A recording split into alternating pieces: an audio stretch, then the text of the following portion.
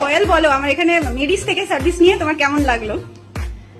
Mary's থেকে service দিয়ে কেমন লাগলো সেটা আজ মানে 2025 সালে দাঁড়িয়ে সেটা মেরিজ হয়েছে, কিন্তু যখন শুধু মেরি মানে ওটা আমার যেটুকু মনে পড়ছে সেটা হচ্ছে 2008 বা 9 সাল।